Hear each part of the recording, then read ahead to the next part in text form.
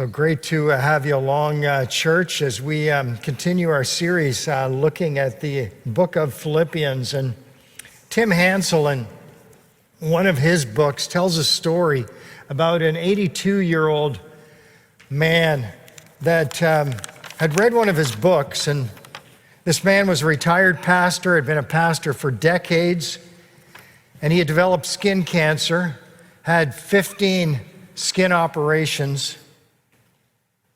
And besides suffering from pain, he was embarrassed about his appearance, so much so that he wouldn't go out. And then he read the book, You Gotta Keep Dancing, in which Tim Hansel, the author, describes his chronic pain that he's suffered for his life as a result of a climbing accident. And he talks about making the choice to choose joy even in the midst of that chronic pain. And then the elderly pastor put the book down and he said, he's crazy. I can't choose joy. So he kind of gave up on the idea. And then he was reading John 15, where Jesus says, I want to give you my joy so that your joy may be complete. And he thought, joy is something we are given. It's a gift. And so he prayed, Lord, give me that gift. And as he describes it, it was like what Peter writes in his epistle, a joy unspeakable and full of glory. As he prayed, turn it on, Lord, turn it on. And he went around the house dancing, this 82-year-old man. He said he actually felt like he was born again. The next day he went out to eat at a restaurant and he ordered a burger, and the lady said, how are you doing? And he said, wonderful. And she said, well, why? Is it your birthday? He said, better than that. She said, well, is it your anniversary? Better than that. She said, what is it? He said, it's the joy of Jesus. Do you know what I have? The joy of Jesus. See, that elderly man, in spite of having skin cancer, could choose joy. That author, Tim Hansel, in spite of his chronic pain, could choose joy. And friends, you also can do the same. As we continue our series, Choose Joy, we're going to look at the second half of Philippians chapter 1 this morning. And so I invite you to turn there. The Apostle Paul, he had all the reason to be negative, all the reason to play the victim. He's writing this letter to the church at Philippi, and we're kind of looking over his shoulder. He had wanted to go to Rome. In fact, a couple times we read in the New Testament about his desire to do that. But little did he know that he would end up going to Rome as a prisoner rather than a preacher. The record of these things is found in the book of Acts, the second half there. It kind of begins with Paul's illegal arrest in Jerusalem. The Jews thought that he had desecrated the temple by bringing in Gentiles. And the Romans thought that he was this Egyptian renegade. And so they wanted him arrested. They put him on their kind of the equivalent of the FBI most wanted list. And so Paul became this political and religious prisoner and remained so for 2 years. When he finally appealed to Caesar, and that was his privilege as a Roman citizen. And while he was en route traveling across the Mediterranean Sea, the ship was wrecked. Now, if you look up the word victim in the dictionary, you'd almost think you could see Paul's picture there, but it isn't. Because he chose a different mindset. And listen closely here to the attitude that you hear from Paul. Philippians chapter 1, verse 12. Now I want you to know, brothers and sisters, that what has happened to me has actually served to advance the gospel. As a result, it has become clear through the whole palace guard and to everyone else that I am in chains for Christ. And because of my chains, most of the brothers and sisters have become confident in the Lord and dare all the more to proclaim the gospel without fear. Let's pray. Oh God, as we look at your holy word, I pray that you would speak it into my life, into the lives of each person watching and listening right now. Speak, Holy Spirit, I pray. Amen. Don't you love Paul's attitude in those first few verses that I read there? That's the mindset of an overcomer. It's being confident in spite of adversity. He begins this section by saying, now I want you to know. Now that was a common writing technique of the day. When they would be exchanging letters to one another, they would start with the greeting, from Paul and Timothy to the saints at Philippi, yada, yada, yada. And then they would say that phrase, now I want you to know. And usually what that meant is, this is a personal report coming next. Often it was like a health report. And so when the church at Philippi gets this letter, and then they hear, now I want you to know, they're kind of huddling in. Well, how is Paul doing? How is his health doing anyways?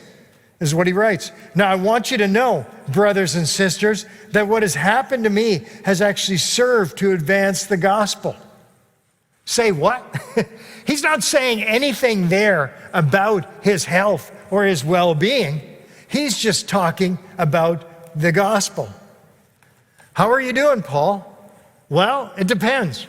Depends on what? It depends on the gospel. How's the gospel doing? If the gospel is advancing, then Paul is rejoicing.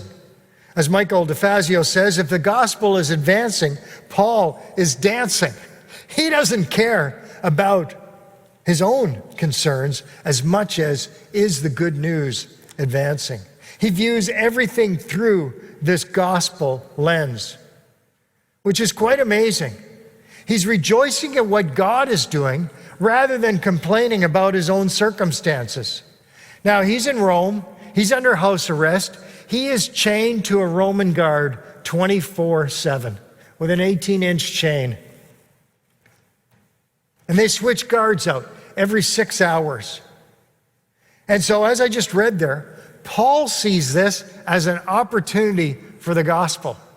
Me, I would be whining about my loss of privacy, how to sleep, etc., etc. But Paul sees it through that gospel lens. Every 6 hours, a guard is being traded out, and he sees it as this opportunity that he didn't realize at the time, but for the next 2 years, he'll be under this house arrest, that he can influence dozens and dozens, if not hundreds, of future leaders. What a chance to make an impact. And so Paul is writing his letter from Paul to the saints at Philippi. And maybe the guard said to him, shh. And Paul's like, shh, don't shoo me.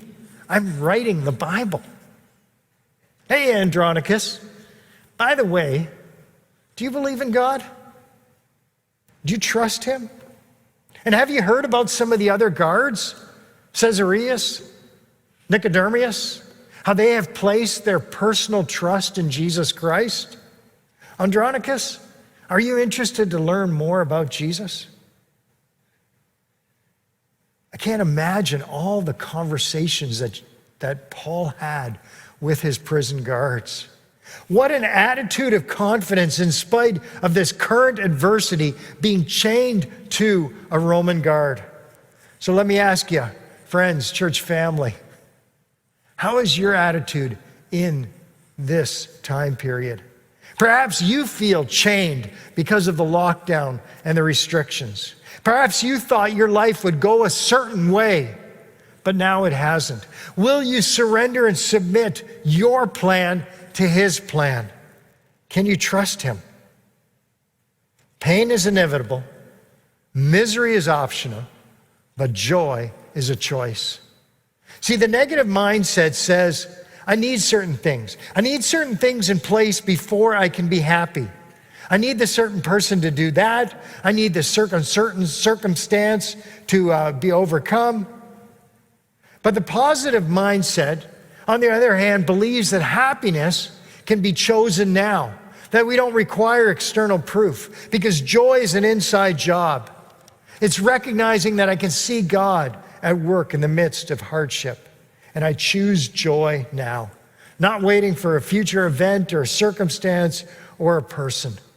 What mindset describes you?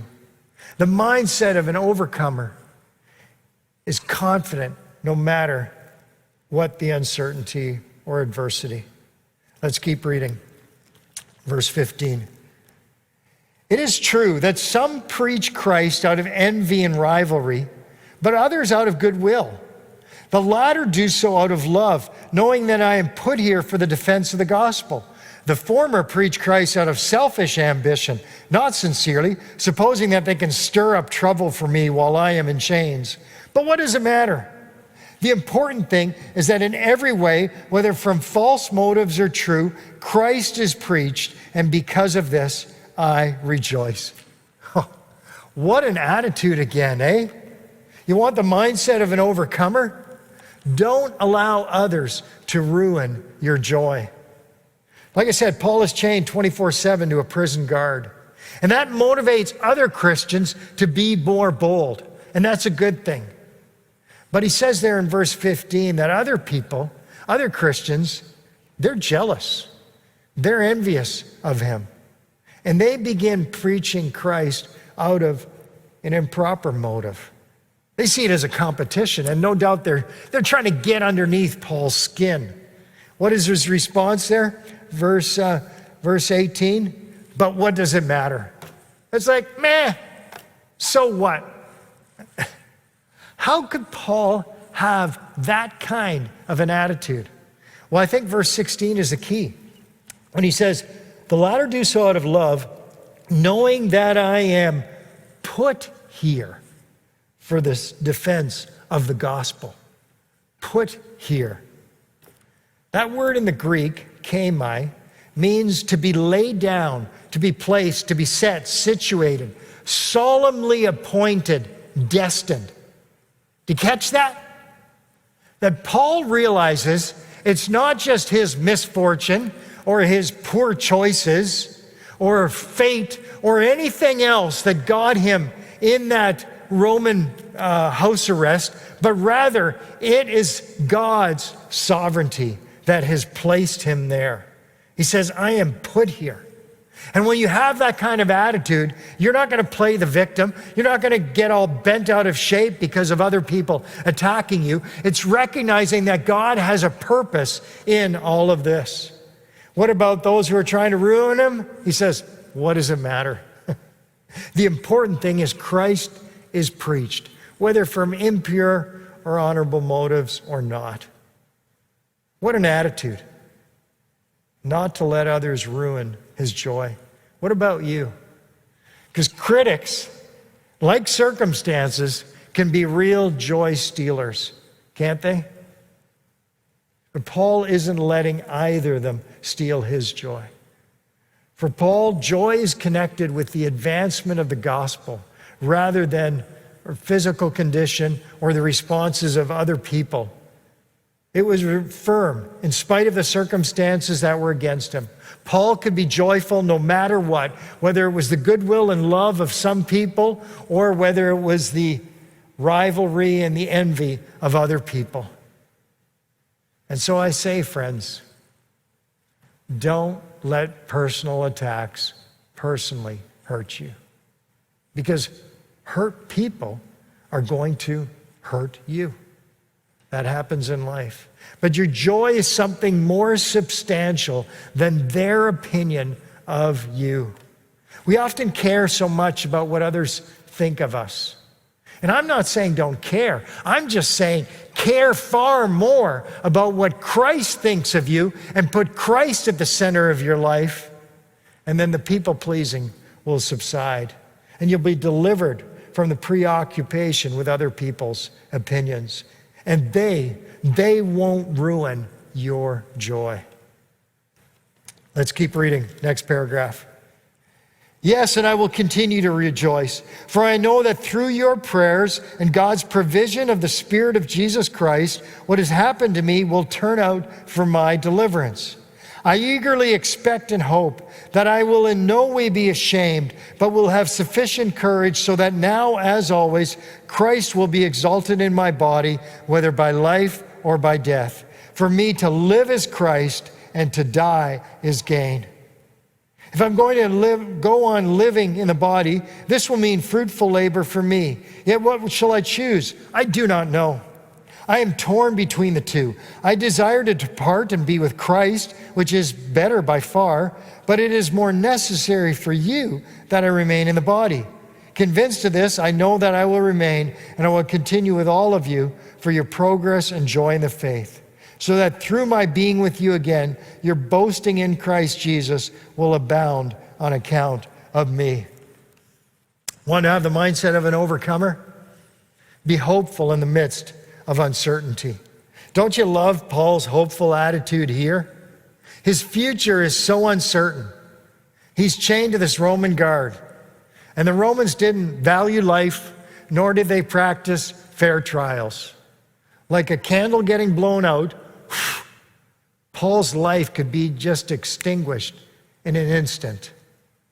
But he's optimistic. He's hopeful that he's going to see the church at Philippi again. And he says there, you know, what has happened to me has turned out for my deliverance. Well, what deliverance? What's it going to turn out? Well, we don't know what he's talking about. It could be his physical deliverance when, let's say, he gets back to the church at Philippi and maybe he's hiding in the cupboard and he jumps out, surprise, it's Paul, I'm back. Here's my get out of jail card. Or it could be spiritual deliverance when he's suddenly in the presence of Jesus Christ as a Roman guard kills him, and he's unashamed because he spent his life advancing the gospel, and he has a joy that's unquenchable. Is it physical deliverance, spiritual deliverance? Regardless, for Paul, it's a spiritual victory. He's so committed to doing the will of God, whether it's life or death. Verse 20 again. I eagerly expect and hope that I'll be in no way ashamed, but will have sufficient courage so that now, as always, Christ will be exalted in my body, whether by life or by death. What a dilemma. He's at the hands of the Romans. It's out of his control. He goes to sleep every night, not knowing what the next day will bring. Do you have any dilemmas in your life? There's a Peanuts cartoon where Lucy and Charlie Brown are having a conversation, and Lucy is philosophizing, and she says, Charlie Brown, life is like a lawn chair. Some people open their lawn chair and they face it forward. And some people are just looking ahead. And then she said there's other people who open their lawn chair and they put it backwards. And they're looking back, looking at what was. She said there's some people who put their lawn chair facing to the side and they're looking in the present, the things all around them. And then the next frame goes to Charlie Brown, and he's with his lawn chair there, and he says, I can't even open my lawn chair. Do you ever feel like that, friends? That you've got these dilemmas in life and you don't know which way is forward, which way to turn. You're wondering, what is God's will for your life? Maybe it's a career. You're at a fork in the road. Maybe you have an opportunity for advancement in your career, but it means moving to another city, and that would bring up a geographical dilemma. Maybe you're a young couple thinking about starting a family, but that raises all sorts of dilemma for you as a couple. See, dilemmas can be real joy stealers, right? Maybe it's a dilemma in the midst of this pandemic. Maybe it's a dilemma around making a decision. Maybe it's a dilemma around schooling. Maybe it's a dilemma as a young adult. You want to move out of your parents' home, but the high cost of living in our region, that's posing a dilemma for you. Oh, we've all got all sorts of dilemmas, as did Paul. But Paul writes, I'm torn between the two. He wants to be with King Jesus, to see him face to face, but he also wants, again, to surprise the church at Philippi and see them. He's not being suicidal. He's just got a somber outlook on his circumstances. He's divided in his thinking as he looks at the two options that are before him, to depart or to remain. To depart is to be with Jesus, and that would be wonderful. He would see him face to face, and he would be set free from the persecution, set free from the pain and the brokenness in this world. But the downside would be he'd miss his friends at Philippi. He wouldn't be able to continue his missionary efforts. He wouldn't be able to continue writing letters. So there is to depart. And then the other option, to remain, which has its pros, that he can continue to mentor and disciple the church at Philippi, along with other churches that he has established and other people like Timothy and Epaphroditus that we'll read about in a couple weeks' time here in the book of Philippi. But the upside of that is, well, the upside is he can continue to mentor. The downside is he'll continue to face the persecution for faithfully living for Jesus. But what I love about him, verse 22, if I go on living in this body, it will mean fruitful labor for me. Yet what shall I choose? I do not know. I am torn between the two. This is a guy who's truly got one foot on earth and one foot up in heaven. What an attitude. He's unafraid. He's unafraid of the handcuffs because he knows that the gospel is not handcuffed, and it continues to go forth. And with Christ at the center of his life, that changes everything. It changes his attitude towards his circumstances, towards life itself. What about you, friends? God can calm your fears about the future. God can calm your fears about death. You can be hopeful no matter what, with Christ at your center. Want to have the attitude of an overcomer? Well, there's a key verse that I read here. It's a verse I pondered this week. It may even be like a key verse in the book. We'll find out as we go through. Verse 21. For me to live is Christ, and to die is gain.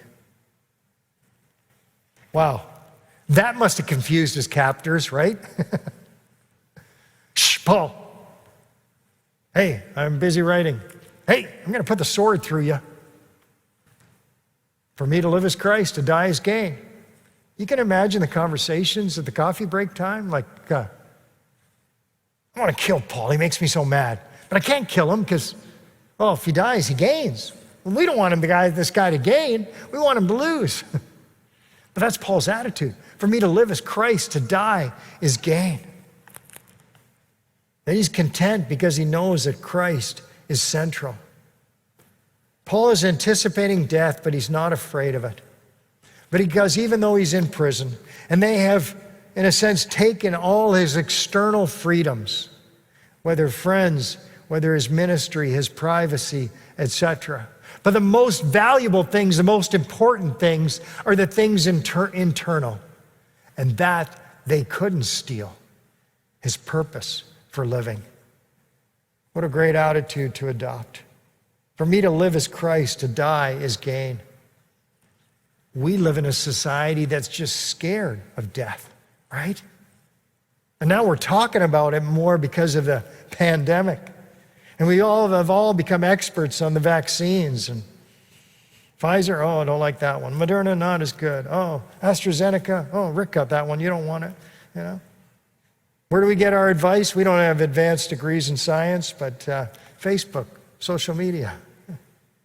To die is gain. Let me ask you, friends, in who or what do you place your trust? You say, Rick, what about my family? Who's going to take care of them if I die? Can you not trust God with them? I have things on my bucket list that I still want to do. Well, how does your bucket list compare to eternity with God face to face? For me to live as Christ, Paul writes. Can you say that? Can I say that? That's what I was wrestling with this week, friends. For me to live is blank. Some people say for me to live is possessions. I just need the stuff. We didn't need it before, but now we need it. We buy things we don't need to impress people we don't even like.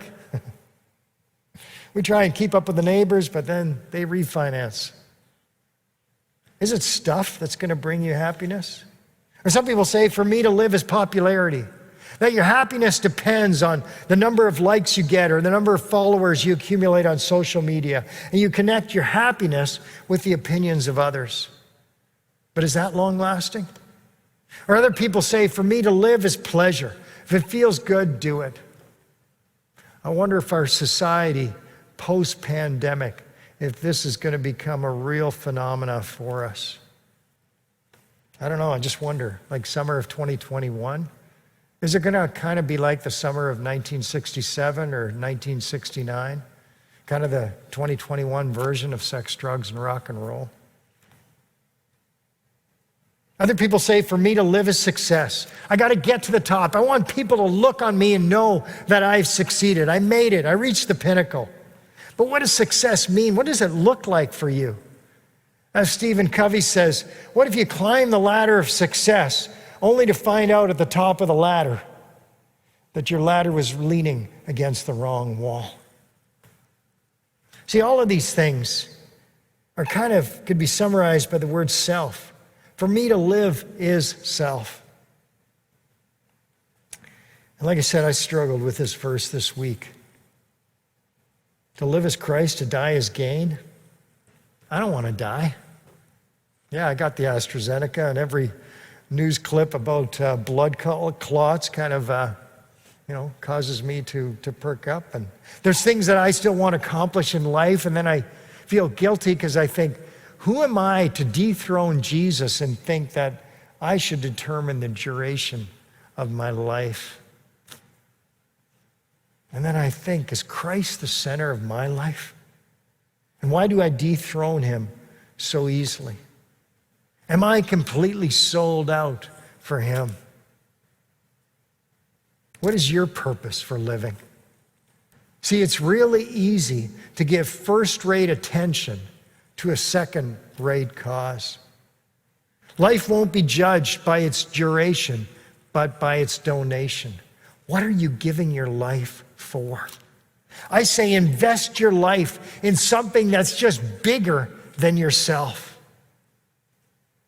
Can you join the Apostle Paul? Can you join me as best as I know how to say, for me to live is Christ? That's what matters. And on our deathbed, nothing else will matter.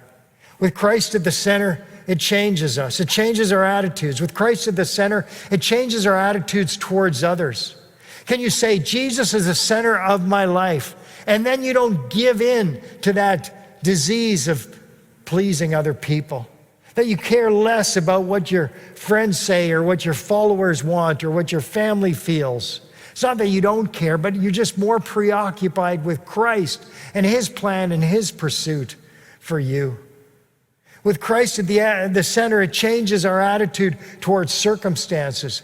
It's said about Mother Teresa that one of her requirements to work with her there in Calcutta was to have this attitude of joy. And no wonder you're working among the dying. You see this overwhelming challenge ahead of you. You need to have that attitude of joy because you can't get pulled down by the circumstances. With Christ at the center, you and I can have that joyful attitude. With Christ at the center, it changes our attitude towards the future.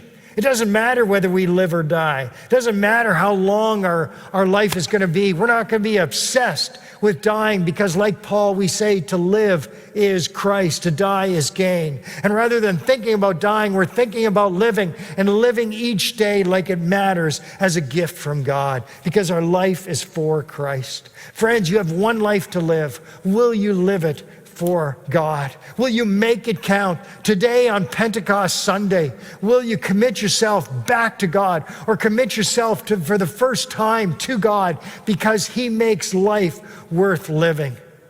Friends, he loved you first so you can love him back. He died for you on the cross. Will you not live for him in return? With Christ at the center of your life, you can experience joy no matter what people think or say, no matter what your circumstances may be, no matter what your future might be. You have the mindset of an overcomer because Christ has given you that mindset, his mindset, because he promises you, friends, his joy. Will you receive it?